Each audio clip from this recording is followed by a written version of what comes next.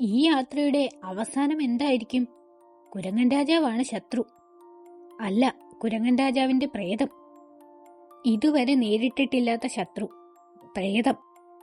അതാ കുരങ്ങൻ രാജാവിന്റെ ഗുഹ. ഈ മരത്തിലെ കുരങ്ങന്മാർ പേടിച്ചോടിയോ?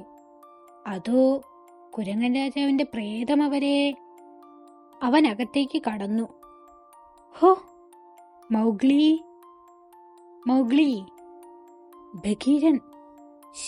മിണ്ടല്ലേ, പുറത്ത് കേറ്, വേഗം രക്ഷപ്പെടണം. മാനം മുട്ടുന്ന രൂപമാണ് പ്രേതത്തിനെന്ന് ബഗീരന് തോന്നി. കുരങ്ങൻ രാജാവ് മൗഗ്ലിയെ പൊക്കിയെടുത്തു. ബഗീരാ, മൗഗ്ലി! എന്റെ മൗഗ്ലിയെ വേഗം വിട്ടുതരുന്നോ അതോ? കുരങ്ങൻ ബഗീരനെ ചവിട്ടി തെറിപ്പിച്ചു.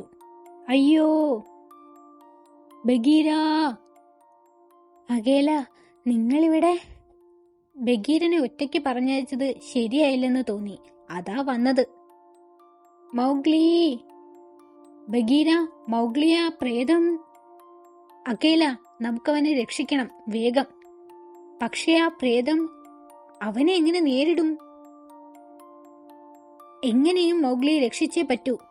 തയ്യാറാകൂ, ആക്രമിക്കൂ! വിടരുതവനെ! കുരങ്ങൻ രാജാവ് ശരീരം ഒന്ന് കുടഞ്ഞു. ചെന്നായ്പട 4 പാടും ചിതറി. ഠപ്! അയ്യോ! കുരങ്ങൻ രാജാവ് അലറി. മൗഗ്ലി! അകേല, നിങ്ങൾക്ക് കുഴപ്പമൊന്നുമില്ലല്ലോ? ഇല്ല. മൗഗ്ലി എവിടെ? വാ നോക്കാം. നോക്കൂ, ആ തുരുത്തിൽ എന്തോ ഒരു സാധനം.